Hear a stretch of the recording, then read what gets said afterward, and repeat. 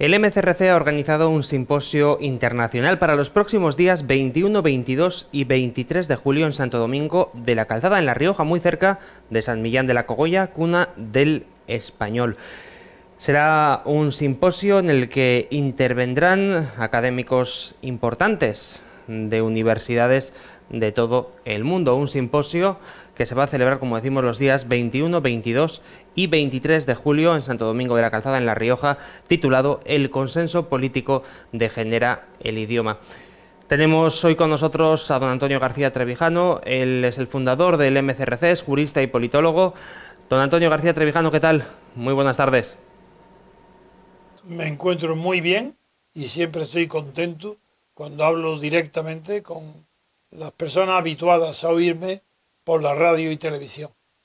El consenso político degenera el idioma es el título de este simposio. Don Antonio, me gustaría saber por qué lo ha titulado así. Soy yo el que lo he puesto. El consenso político, a diferencia del consenso social, que es inconsciente, el político es plenamente consciente. Y el consenso obedece a un deseo de suprimir de la realidad todo lo que es diferente.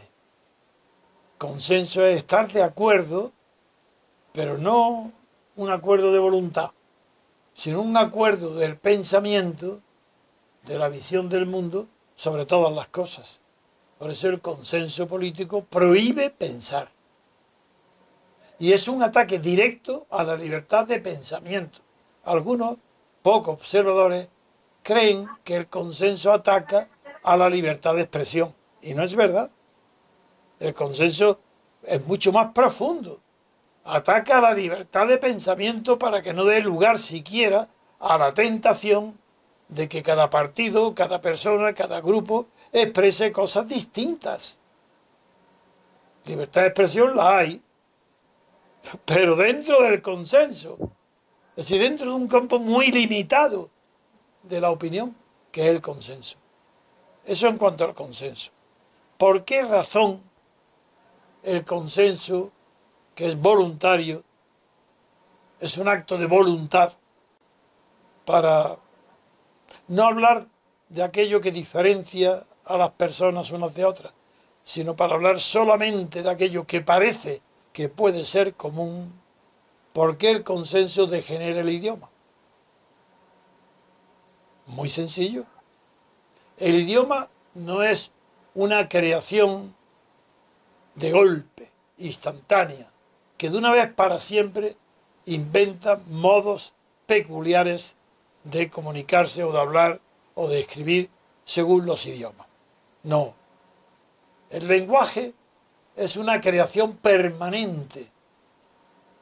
La inteligencia, la voluntad, los deseos, las fuentes de la necesidad de expresión requieren una renovación permanente del lenguaje. Bien para ratificar las significaciones antiguas de las palabras, bien para encontrar unas nuevas significaciones a las mismas antiguas palabras, para lo cual se producen deformaciones, o bien para designar conceptos nuevos, sentimientos nuevos, que aparecen colectivamente, porque el lenguaje es una invención colectiva. No es un individuo que puede inventar o crear lenguajes como el Esperanto. Eso fracasa. El lenguaje es una creación espontánea del pueblo, que tarda millones de años en cristalizar. No digo millones de una manera de exagerar, pero desde luego miles y miles de años sí. Y aunque el español lleva poco tiempo en realidad, porque desde el siglo XII para acá pues han transcurrido muy pocos siglos. Sin embargo, es un idioma muy técnico, muy calificado, muy bien construido. Igual que el francés, el alemán, el italiano, el portugués, el inglés, el ruso. Hablo de aquellos idiomas muy cercanos al nuestro. Pues bien, el consenso, que es la voluntad de no manifestar diferencias, tiene que sacrificar el lenguaje y el significado de las palabras. Porque si se abandona cada uno al significado natural y espontáneo de cada palabra, aparecen inmediatamente diferencias insoslayables contra el consenso. Aparece el disenso, que es lo natural en el individuo. Ejemplos, para que lo entienda todo el mundo. En la transición se deforma el idioma. Empiezas, por ejemplo, con los periodistas más conocidos de la televisión. De la televisión y de la prensa. Suárez le hacen discursos a Suárez.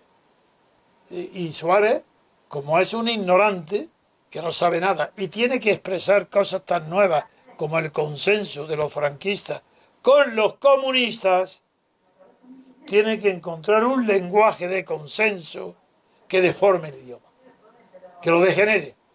Y se inventa la expresión hablar desde la simpatía, hablar desde la responsabilidad, hablar, ¿por qué desde? Que es imposible. Eso es una falta gravísima contra el español. ¿Por qué se dice la preposición hablar desde, que es de lejanía, de altura, de distancia, en lugar de decir le hablo con simpatía, le hablo con extrañeza, le hablo con, que es una preposición de compañía, para que Suárez dé la impresión de que es culto, siendo un ignorante que no apenas termina la carrera de Derecho. Hablar desde, figuraros, desde, ya lo desarrollaré yo allí, en el simposio, que eso de hablar desde, como si las ideas y los sentimientos fueran todos como que deseaba Platón, en un cielo, en un firmamento, y desde ese elegimos cualquier palabra abstracta, universal, y decimos, le hablo desde la simpatía que está allí en los cielos, o hablo desde la simpatía. Os hablo desde la responsabilidad, otra palabra que está en los cielos. Pero esto que esta vergüenza. Bien, otro ejemplo, ya el vocabulario. Eso es el verbo, la construcción, una preposición. Pero ¿y el vocabulario? Pero como todos los médicos de España, todos los hospitales, todas las enfermeras, voy a dar una conferencia a los médicos en el hospital clínico a 1 de septiembre sobre este tema. ¿Cómo puede decirse voy a hacerle el médico que le hagan una analítica? ¿Pero qué es esto? ¡Qué vergüenza! ¿Pero cómo se dice que le hagan un análisis de sangre? Ah, no, ya análisis, eso no se sabe lo que es. Se sabe lo que es analítica. Pues no lo sabe el que pronuncia la palabra analítica, no sabe lo que es. ¿Qué es una analítica? ¿Pero qué es? ¿Una obra filosófica traducida al latín del griego Aristóteles que se llamaba analíticos? ¿Qué es esto? ¡Qué vergüenza! ¿Pero cómo analítica? ¿Y qué palabra? Argumentario. ¿Pero será posible que un español se quede tan tranquilo diciendo argumentario? ¿Pero qué argumentario? El argumentario es a un argumento lo que un osario es a los huesos. ¿Qué es esto? ¡Qué vergüenza! Eso es degenerar políticamente el idioma español. Eso es. Esos son los ejemplos que yo voy a hacer a decir por qué políticamente se hace para parecer más cultos, para que todos parezcan filósofos, que sepan el significado de las palabras abstractas. Cuanto más abstractas, mejor. No hay diferencia ninguna entre nadie. Lo mismo sabe un filósofo que un aficionado a los sellos, a la filatelia. Es algo que da vergüenza. Pues eso es de eso voy a tratar allí. Y entero, todo el simposio está concebido desde el punto de vista de cómo y por qué la política degenera. El consenso político degenera el idioma. Para terminar este asunto voy a poner un ejemplo aún más concreto todavía, que es la degeneración del lenguaje, que ya he puesto el argumento, el argumentario, y he puesto también pero hay uno y otro ejemplo. Hay uno que es el resumen de todo, y es ¿por qué ya no se habla de política? Y todos los periodistas, los partidos políticos, todos, es que no hay uno solo en televisión que en lugar de política, que es una síntesis se dicen políticas. ¿Qué es un análisis? ¿Qué es esto? ¿Cómo confundir la política con las políticas? Las políticas no existen en plural. Eso, para que existan políticas en plural, tiene que haber distintos sujetos políticos, distintos gobiernos, distintos partidos, distintos países. Entonces puede ser que cada uno tenga una política. Pero el mismo partido, el mismo gobierno que esté lleno de políticas es otra vergüenza para que nadie sepa lo que es la política. Eso es, con eso creo que he hecho una buena introducción para saber de lo que vamos a hablar en el simposio. Será un simposio, don Antonio, en el que también habrá un hueco para la literatura. Hay dos autores que van a estar especialmente marcados en este simposio, que son Manuel de Falla y Federico García Lorca, dos grandes de la literatura española, a los que también se les va a hacer un pequeño hueco en este simposio. Bueno, en primer lugar, se aparecerá un libro allí mismo, en San Millán de la Calzada.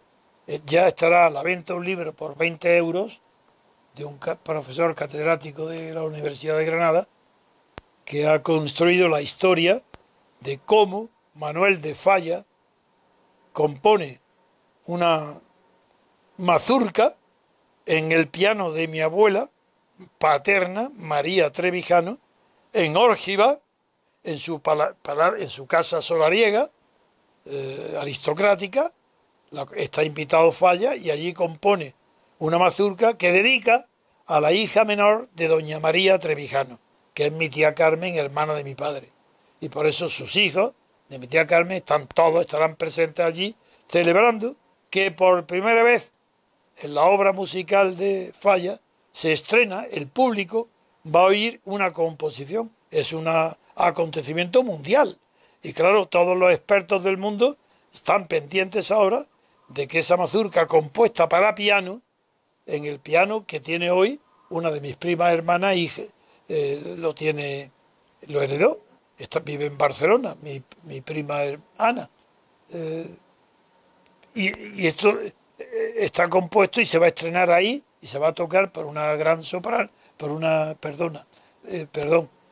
en el piano distinto, para un gran pianista, y está encargado de la dirección Armando Merino, que es del MCRC y que ha sido nada menos que el director de la Filarmónica joven de Múnich, y es el que ha organizado esta presentación. Y por otro lado, Federico García Lorca estuvo también invitado por mi abuela en la misma casa solariega de Órgiva, y allí también hizo una colección de palabras y frases de la Alpujarra que después puso en coplas musicales, y todo eso está muy bien explicado en el libro que se va también a publicar por primera vez y se va a exponer allí en Logroño al precio de 20 euros, y se va a exponer todo esto.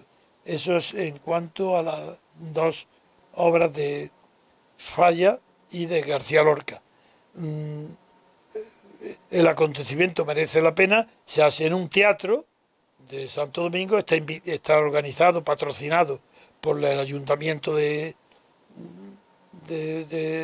Santo Domingo de la Calzada, y ahí tendremos también la deferencia de invitar al Ayuntamiento y al pueblo para el estreno, la reedición de una película sobre la corrupción inmobiliaria, sobre la corrupción del ladrillo, de una película de Rod Steiger de protagonista, que ya fue emitida en Lágrimas en la lluvia por Juan Manuel de Prada,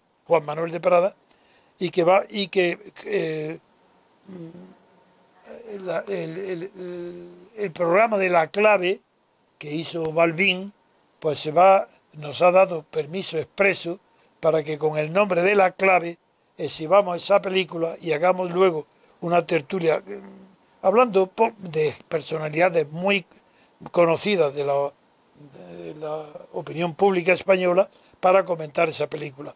Son los acontecimientos, y además habrá también una escena corta de exhibición de marionetas del Tibidabo hecha por el artista Fernando Gómez. Esos son los aspectos lúdicos del acontecimiento de mi cumpleaños, que para celebrarlo pues se organizan estas obras artísticas y se van a exponer a todo el que asista a este simposio de la lengua española, que es el primer objetivo. Pues recordamos los días 21, 22 y 23 de julio en La Rioja, en Santo Domingo de la Calzada, tendremos este simposio internacional. Don Antonio, muchísimas gracias por habernos atendido. Pues muchas gracias por la entrevista e invito no solo a todos los miembros del MCRC. Este acontecimiento de verdad es uno de los acontecimientos culturales más profundos, más importantes y más trascendentes que se han organizado en España antes de la Guerra Civil. Es un acontecimiento de una importancia capital, porque si bien es verdad que algunos académicos de la lengua, como Lázaro Carreter, escribieron en los periódicos aquellos célebres dardos en la palabra, explicando las deformaciones o el mal uso de las palabras, jamás se explicó que la causa principal de la degeneración del idioma proviene de la política. Y en el caso concreto de los últimos 40 años de la historia española, la deformación, el mal hablar, la imprecisión, la incultura derivada del lenguaje y del idioma español viene del consenso político impuesto en la transición para huir de la libertad política, para que no haya libertad. Por eso es por lo que se impuso el consenso, por eso es por lo que yo fui difamado por lo de Guinea, para vergüenza de los españoles, de tomar en serio esas calumnias tan tontas, tan infantiles, sin pruebas de nada. Por eso, no me mataron de milagro, porque intentos sí que lo hubo, 3 intentos, pero no pudieron matarme. Y por eso me difamaron.